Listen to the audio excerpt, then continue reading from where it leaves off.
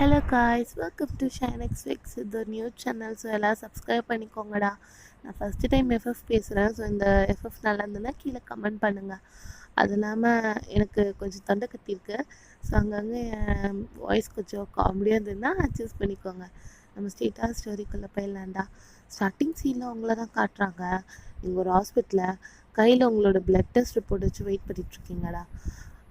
உங்கள் பேர் எப்போ கூப்பிடுவாங்க நீங்கள் வெயிட் பண்ணிகிட்ருக்கீங்க. அப்போ அங்கே நர்ஸும் வந்து ஒயன் உங்களை டாக்டர் உள்ளே வர சொன்னாங்க அப்படின்னு சொல்லிட்டு போகிறாங்க. ஸோ நீங்களும் அதோ வரேன் அப்படின்னு சொல்லிட்டு நீங்களும் உள்ளே போகிறீங்க.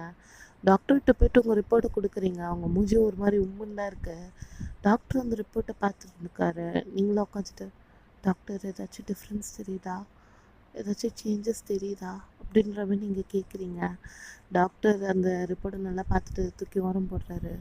போட்டுட்டு, ஒயன் உங்கள்கிட்ட எனக்கு எப்படி சொல்கிறதுன்னு தெரியல. உங்களுக்கு ஏதாச்சும் லைக் நேட்டிவ் உங்களோட ரிலேட்டிவ் யாராச்சும் இருக்காங்களா அப்படின்ற மாதிரி கேட்குறாரு. ஸோ நீங்களும், டாக்டர் எதுவாக இருந்தாலும் பரவாயில்ல என்கிட்டே சொல்லுங்கள் டாக்டர். இல்லை ஒயன், நீங்கள் இதை எப்படி தாங்கிப்பீங்கன்னு எனக்கு தெரியல. யாராச்சும் உங்களோட ரிலேட்டிவ் அவர் உங்கள் பேரண்ட்ஸ் ஃப்ரெண்ட்ஸ் யாராச்சும். டாக்டர் எனக்கு அப்படி யாரும் இல்லை, நீங்கள் என்கிட்டே சொல்லலாம் ப்ளீஸ், என்கிட்டே சொல்லுங்கள் டாக்டர் அப்படின்ற மாதிரி நீங்களும் சொல்கிறீங்க. ஸோ டாக்டர், ஒயன் உங்களோட கேன்சரோட ஸ்டேஜ் 4 ஸ்டேஜுக்கு தான் மாறி இருக்கு, கம்மி ஆகலை. இன்றைக்கி உங்களோட லாஸ்ட் டேன்னு வச்சுக்கோங்களேன் அப்படின்ற மாதிரி சொன்னோன்னா உங்கள் தலையில் ஒரு இடியே போட்ட மாதிரி இருக்கு. ஸோ அப்படியே உங்கள் கண்ணெல்லாம் கலங்குது. டாக்டர் என்ன சொன்னீங்க, இன்றைக்கி தான் என் லாஸ்ட் டேவா அப்படின்ற மாதிரி கேட்குறீங்க. ஒயன் பேனிக் ஆக்காதீங்க. உங்கள் கேன்சர் சரியாயிடும்னு நினச்சி தான் நாங்கள் ட்ரீட்மெண்ட் கொடுத்தோம். பட் அது ஸ்டேஜ் 4க்கு போகுது. ஸோ எனக்கு தெரிஞ்சு இன்றைக்கி உங்களோட லாஸ்ட் டேவாக இருக்கலாம், இல்லை நாளைக்கு உங்களோட லாஸ்ட் டேவாக இருக்கலாம். ஆனால் ஒயன் 2 நாளைக்கு மேலே நீங்கள் உயிரோடு இருக்கிறது பெரிய விஷயந்தான் ஒயன் அப்படின்ற மாதிரி சொல்கிறாரு. ஸோ அதை கேட்டோன்னே உங்களுக்கு மனசே உடஞ்சி போயிடுது. என்னென்னா உங்களுக்கு கேன்சர் இருக்கும், ஸோ அது குறையணும் அப்படின்னு சொல்லிட்டு நீங்கள் ஹாஸ்பிட்டலுக்கு வந்து ட்ரீட்மெண்ட்லாம் எடுத்திருப்பீங்க. ஆனாலும் அந்த கேன்சர் குறையல, அது ஸ்டேஜ் 4க்கு மாறி இருக்க. இன்றைக்கி இல்லைன்னா நாளைக்கு உங்களோட லாஸ்ட் டேவாக இருக்கும். ஸோ உங்களுக்கு ஒரு மாதிரி உம்முன்னு ஆகிடுது. உங்களுக்கு ஒரு பாய் ஃப்ரெண்ட் இருக்கார், அவர் தான் நம்மளோட ஜேகே. ஸோ ஜேகேக்கு இந்த விஷயம் தெரியாது. ஸோ நீங்களும் வீட்டுக்கு போகிறீங்க, அப்படி ரொம்ப உம்முன்னு போகிறீங்க. ஹாஸ்பிட்டல்லேருந்து வீட்டுக்கு போகும்போது ஒரே அழுகை தான், கண்ணுலேருந்து தனித்தனியாக வருது. ஜேகே கிட்டே இதை சொல்லலாமா வேணாமான்ற மாதிரி தான் யோசிச்சுட்ருக்கீங்க. அப்போ நீங்களும் சரி இன்றைக்கி நம்ம லாஸ்ட் டேவாக இருந்தால் என்ன பண்ணுறது அப்படின்னு சொல்லிட்டு ஜேகேக்கு ஃபோன் பண்ணுறீங்க. ஸோ ஜேகே ரொம்ப பிஸியாக இருக்கார். அவர் ஒர்க்லாம் போவார், அவர் ஹாலிடேஸில் தான் அவங்க கூட டைம் ஸ்பெண்ட் பண்ணுவார். ஆனால் ரொம்ப லவ்லியான பர்சன் அவர். ஸோ ஃபோன் பண்ணுறீங்க, அவரும் ஃபோன் எடுக்கிறாரு. ஒயன், நான் பிஸியாக இருப்பேன்னு தெரியும்ல, ஏன் இப்போ ஃபோன் பண்ணுறேன், நான் அப்புறமா வந்து பேசுகிறேன், என் செல்லக்குட்டியில் அப்படின்ற மாதிரி சொல்கிறாரு. அப்போ நீங்கள், ஜேகே நான் சொல்கிறது மட்டும் கேளு, எனக்கு என்னன்னாலும் சரி நீ என் கூட வெளியே வரணும் ப்ளீஸ் அப்படின்ற மாதிரி சொல்கிறீங்க. ஒயன் புரிஞ்சுக்கோ ஒயன், எனக்கு ஒர்க் இருக்குது, இன்றைக்கி என்னால் வர முடியாது, நான் உன்னை நெக்ஸ்ட் வீக் எங்கேயாச்சும் வெளியிட்டு போகிறேன், சாரிடா அப்படின்ற மாதிரி சொல்லிட்டுருக்காரு. சொன்னீங்க, ஜேகே எனக்கு தெரியாது, இன்றைக்கி நீ என்னை வந்து எங்கேயாச்சும் கூட்டிகிட்டு போ ஜேகே, என் கூட டைம் ஸ்பெண்ட் பண்ணு அப்படின்ற மாதிரி சொல்கிறீங்க. ஜேகே எனக்கு ஒர்க் இருக்குது, நான் வேணால் முடிச்சுட்டு வரட்டுமா அப்படின்ற மாதிரி கேட்குறாரு. ஸோ நீங்களும் ஓகே ஜேகே அப்படின்னு சொல்லிட்டு ஃபோனை டக்குன்னு கட் பண்ணிடுறீங்க. ஜேகே என்னாச்சு இந்த ஒயனுக்கு, திடீர்னு டைம் ஸ்பெண்ட் பண்ணுன்றா, நெக்ஸ்ட் வீக் வெளியே கூட்டிகிட்டு போகிறேன்னா கூட்டிகிட்டு போகிறேன். இந்த ஒயனுக்கு அப்பப்போ அப்சைட் ஆகிடுவா, நீ செல்ல பொண்டாட்டி அப்படின்ற மாதிரி சொல்கிறாரு. நீங்கள் லிவிங் டுகெதரில் தான் இருக்கீங்க, இன்னும் கல்யாணம் தான் ஆகலை. அப்போது ஜேகே ஒரு பாக்கெட்டுக்குள்ளே கையை விடுறாரு. பார்த்தா அவர் ஒரு ரிங்கு வாங்கியிருப்பார் போல இருக்கு உங்களுக்காக, உங்களை மேரேஜ்க்கு பண்ணிக்கலாம் அப்படின்னு சொல்லிட்டு ஒரு ரிங் வாங்கியிருப்பார். அது உங்கள்கிட்ட ஒன்றும் காட்டலை, அது உங்கள்கிட்ட நெக்ஸ்ட் வீக் காட்டலான்னு வச்சுருக்காரு. ஸோ அதை அப்படியே திருப்பி பாக்கெட்லேயே வச்சுட்டு கூடிய சீக்கிரம் என் பொண்டாட்டி ஆக போகிறா அப்படின்ற மாதிரி சொல்கிறாரு. அவருக்கு அவ்வளோ சந்தோஷம். ஆனால் நீங்கள் இந்த சைடு இன்றைக்கி தான் நம்ம லாஸ்ட் டேவாக இருக்குமோ அப்படின்ற மாதிரி யோசிச்சு உங்கள் மனசே ஒரு மாதிரி இருக்கு. அப்போது சப்போஸ் இன்றைக்கி ராத்திரி நம்ம செத்துட்டோன்னா நம்ம ஜேகே கிட்ட பேசணும்னு நினச்சல எப்படி பேசுவோம் அப்படின்ற மாதிரி உங்களுக்கு ஓவர் திங்கிங் பண்ணிகிட்டே இருக்கீங்க. அப்புறம் ஒரு 6 o'clock ஆகிடுது. ஸோ நம்ம ஜேகேயும் வீட்டுக்கு வராரு. நீங்கள் அப்படியே ஜேகேக்கு பிடிச்ச டிஷ் எல்லாம் சமைச்சு வச்சுருக்கீங்க. ஜேகேக்கு பிடிச்ச மாதிரி ட்ரெஸ் பண்ணியிருக்கீங்க. ஜேகேக்கு பிடிச்ச மாதிரி வீடெல்லாம் அழகாக லைட்டிங்லாம் பண்ணி படம்லாம் பார்க்கலான்னு எதோ செட் பண்ணி வச்சுருக்கீங்க. ஜேகே உள்ளே வரான்னு பார்க்குறாரு.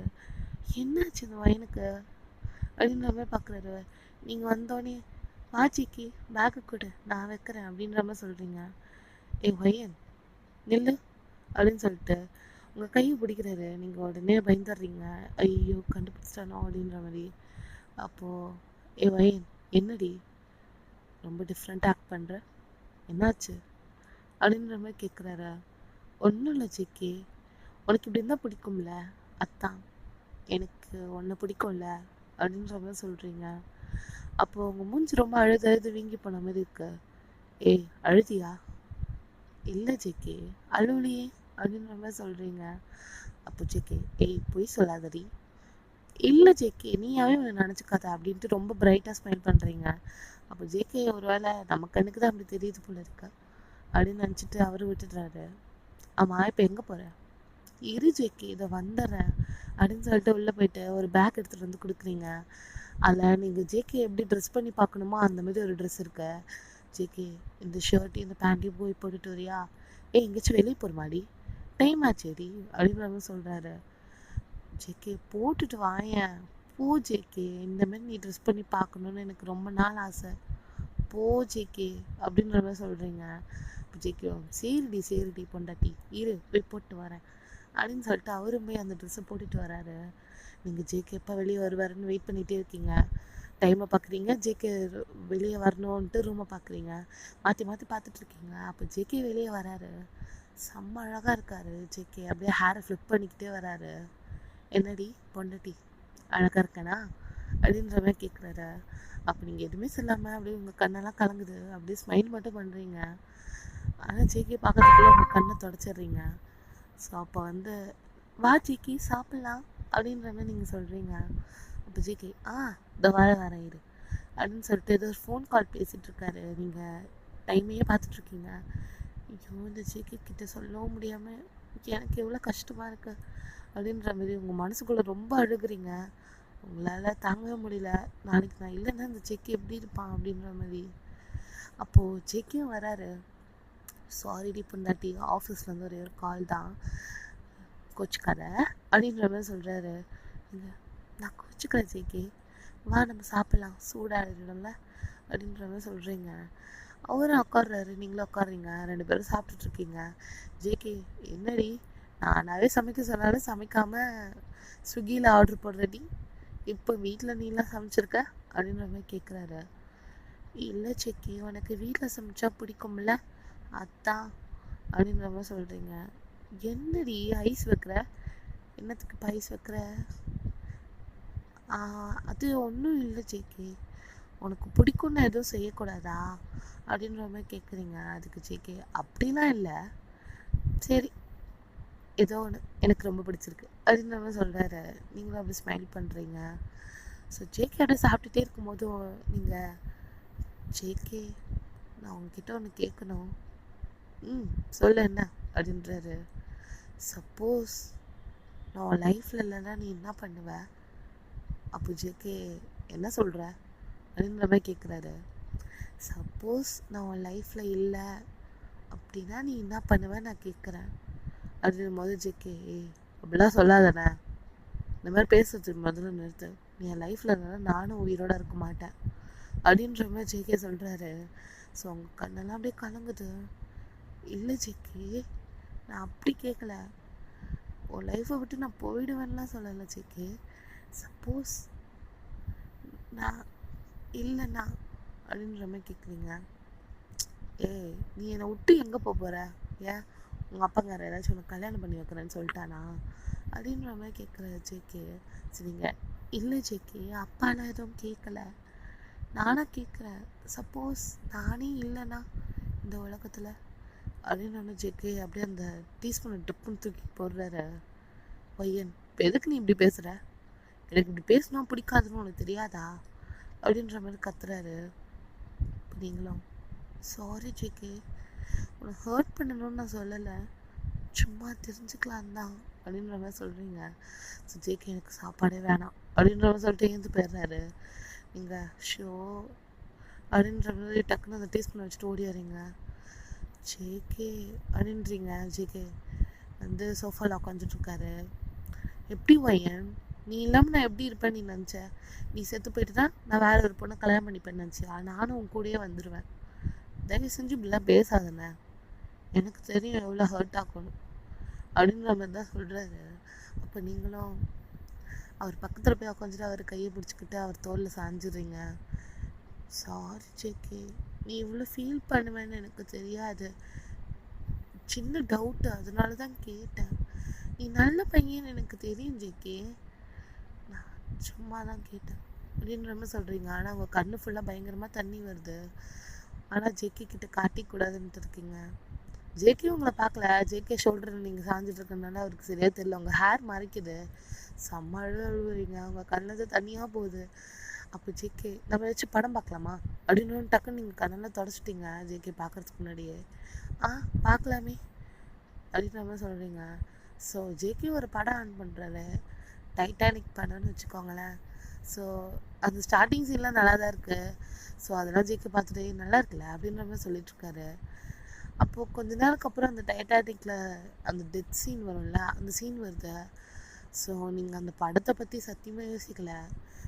இப்போ அந்த ஹீரோ செத்த மாதிரி நான் செத்துட்டேன்னா இன்னையோட என் லைஃப் முடிஞ்சிருச்சுன்னா நம்ம ஜேகே அப்படின்ற மாதிரி ஃபுல்லாக நீங்கள் ஜேகே பற்றி மட்டும்தான் யோசிக்கிறீங்க.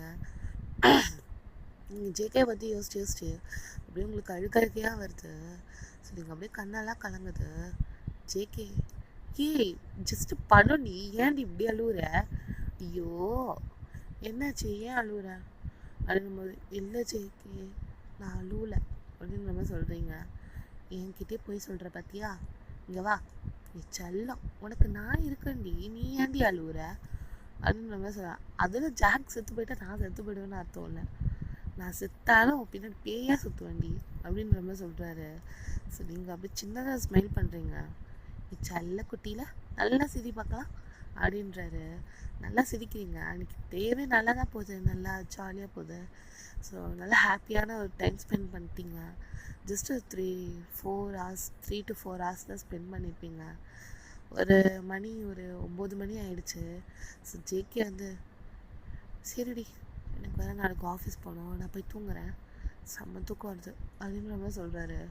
நீங்கள் இல்லை ஜேகே இன்னும் கொஞ்ச நேரம், எனக்கு தான் தெரியும்ல எவ்வளோ ஒர்க் டைட்டாக இருக்கும்ன்ட்டு, நான் போய் தூங்குறேன்ப்பா, நாளைக்கு பார்க்கலாம், நாளைக்கு திருப்பி இதே மாதிரி டைம் ஸ்பெண்ட் பண்ணலாம், நாளைக்கு வேணால் நான் 1/2 day லீவ் போட்டு வரேன் ஓகேவா அப்படின்ற மாதிரி சொல்கிறாங்க. நீங்களும் எதுவும் சொல்லலை. சரி ஜேகே அப்படின்ற மாதிரி சொல்கிறீங்க. ஜேகே தூங்கிட்டாரு, ஆனால் நீங்கள் தூங்கலை. கிச்சனில் ஒரு சின்னதாக ஒரு லைட்டை போட்டு வச்சுட்டு டைனிங் டேபிளில் உட்காந்துட்ருக்கீங்க. க்ளாக்கை பார்க்குறீங்க, உங்கள் சைடில் ஒரு மிரர் இருக்கு, உங்களை ரிஃப்ளெக்ஷனை பார்க்குறீங்க. எப்போ சாக போகிறேன்னு தெரியல அப்படின்ற மாதிரி யோசிச்சுட்ருக்கீங்க. அப்போ உங்கள் கையால் ஒரு லெட்ரு எழுதுறீங்க. சரி லாஸ்ட்டாக இது ஒன்று எழுதிடுவோமே அப்படின்னு சொல்லிட்டு கையால் ஒரு லெட்ரு எழுதுறீங்க. அன்புள்ள ஜேகேக்கு அப்படின்னு ஆரம்பிக்கிறீங்க.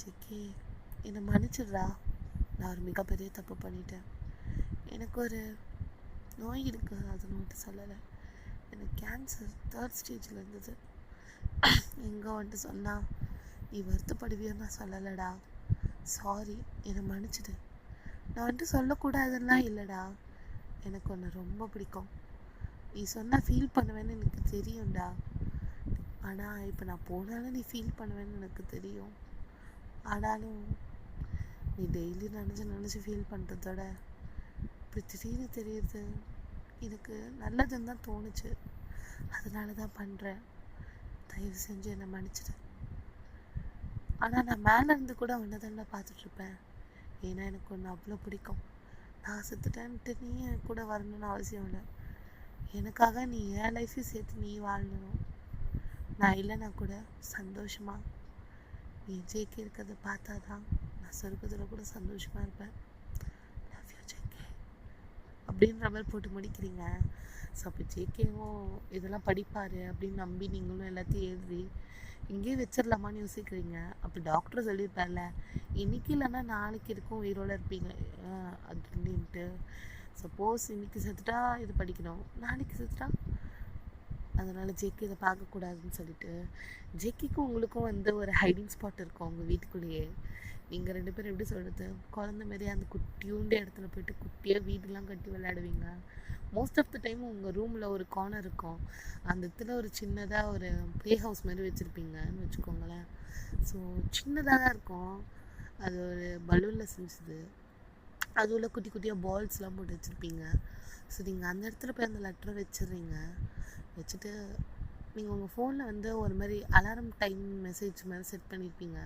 ஸோ குறிப்பிட்ட டைமுக்கு எல்லா மெசேஜும் நம்ம ஜேகேக்கு போய் சேரணும் அப்படின்ற மாதிரி நீங்கள் அதெல்லாம் சென்ட் பண்ணுறதுக்கான இது நெட்டை ஆன் பண்ணி வச்சுட்டு ஃபோன் அப்படியே கவுத்து வச்சிடுறீங்க. வச்சுட்டு ஜேகே பக்கத்தில் போய் படுத்துக்கிறீங்க.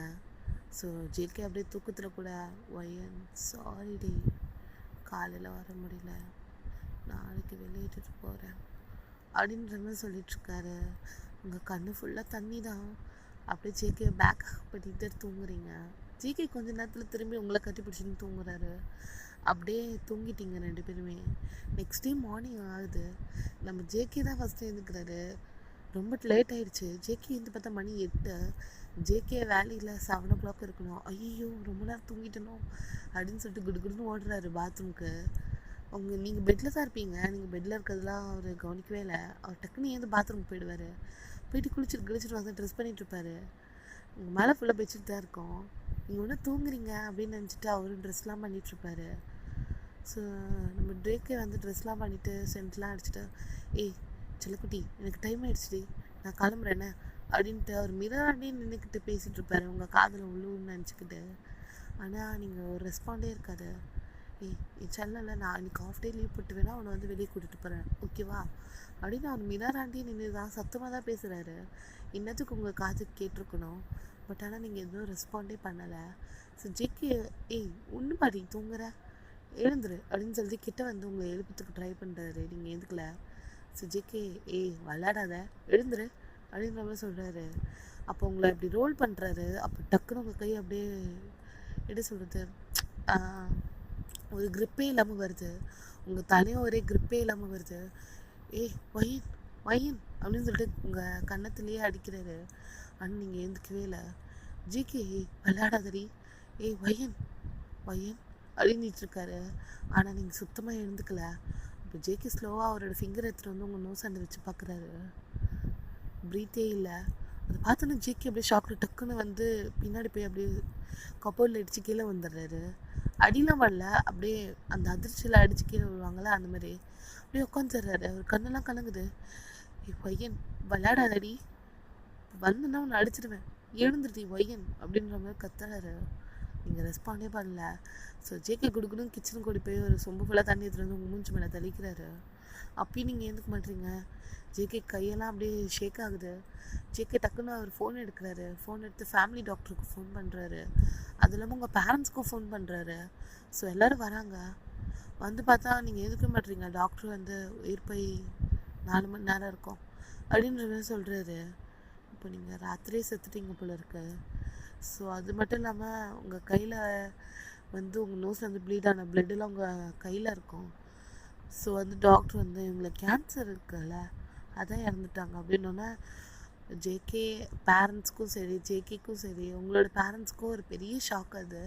ஸோ உங்களால் என்னது என் பொண்ணுக்கு கேன்சரா அப்படின்ற மாதிரி கேட்குறாங்க. ஆமாம் உங்கள் பொண்ணு கேன்சர் இருக்குது அப்படின்ற மாதிரி சொல்லும்போது நீங்கள் ஒரு டாக்டரை கன்சல்ட் பண்ணியிருப்பீங்களா, அவரும் அங்கே வராரு. ஸோ அவரும் அந்த இடத்துக்கு வந்துட்டு, ஜேகே I'm so sorry to say, வயன் உங்ககிட்ட சொல்ல வேணான்னு சொன்னாங்க, அதனால தான் நான் சொல்லலை, ஐம் ஸோ சாரி அப்படின்ற மாதிரி சொல்லும்போது நீங்கள் அந்த டாக்டர் இப்படி பிடிச்சி தள்ளி விட்டுட்டு ஒரு மூலையில் போட்டு ஜேகே அவர் கையை வந்து செவத்தில் குத்துன்னு குத்துறாரு. அவர் கையிலேருந்து ரத்தமே வரும் போல இருக்குது. அவர் கையில் அப்படியே ப்ளீட் ஆகவே ஆரம்பிச்சிருது. ஜேகேயோட பேரண்ட்ஸும் வயனோட பேரண்ட்ஸும் தான் தடுக்கிறாங்க. வயனோட பேரண்ட்ஸில் அவங்க அம்மா செம்மாழோ அழுகுறாங்க. ஜேகே அப்பாவும் வயன் அப்பாவும் தான் நம்ம ஜேகேவை தடுத்துருப்பாங்க, இந்த மாதிரி கையெல்லாம் குத்தக்கூடாது அப்படின்ட்டு. அவங்க பையன் அம்மா வந்து கதறி கதறி அழுகுறாங்க. ஜேகேவோட அம்மா ஒரு சைடில் கொஞ்சம் அழுதுட்ருக்காங்க. அந்த வீடே அவ்வளோ ஹாப்பியாக ஜேகேவும் பையனும் சுற்றி சுற்றி வந்த ஒரு நினைவுகளோடு சுற்றிட்டு இருந்த வீடு. ஆனால் இப்போது அந்த இடத்துல ஒரே அழுக சத்தம் தான் கேட்குது. ஸோ ஒரு கொஞ்ச நாள் ஆயிடுச்சுடா, நீங்கள் இறந்து போய் ஒரு ஃபியூ டேஸ் ஆகிருக்கும். அப்போ ஜேகே அப்போ தான் அவர் ஃபோனே எடுக்கிறாரு. உங்களோட ஃபோட்டோஸை பார்க்கலாம் அப்படின்னு சொல்லிட்டு. உங்கள் ஃபோட்டோஸை பார்க்கும்போது சரின்ட்டு நெட்டையும் ஆன் பண்ணுறாரு. நெட் ஆன் பண்ணாலும் அவருக்கு நிறைய மெசேஜ் வருது, உங்கள் ஃபோன்லேருந்து வந்திருக்குன்னு காட்டுது. ஸோ டக்குன்னு அவர் போய் அந்த மெசேஜ் பார்க்குறாரு. அது வந்து ஒரு 4 டேஸ் பிஃபோர், அதான் 4 டேஸ்க்கு முன்னாடி அனுப்பிச்சிருக்காங்க அப்படின்னு வருது. ஸோ அவரும் நிறைய வீடியோஸ் அண்ட் ஆடியோஸ் இருக்குது. ஸோ அதெல்லாம் கிளிக் பண்ணி பார்க்குறாரு. ஜேகே மார்னிங் ஃபோன் பண்ணும்போது நான் 6 o'clock தான் வருவேன்னு சொல்லியிருப்பார்ல, அந்த கேப்பில் நீங்கள் ஜேகேக்கு வீடியோஸ் ஆடியோஸ்லாம் ரெக்கார்ட் பண்ணியிருப்பீங்க. ஸோ ஜேகேவும் அதை பார்க்குறாரு. பார்த்துட்டு அழுகுறாரு ஒரு வீடியோவில்.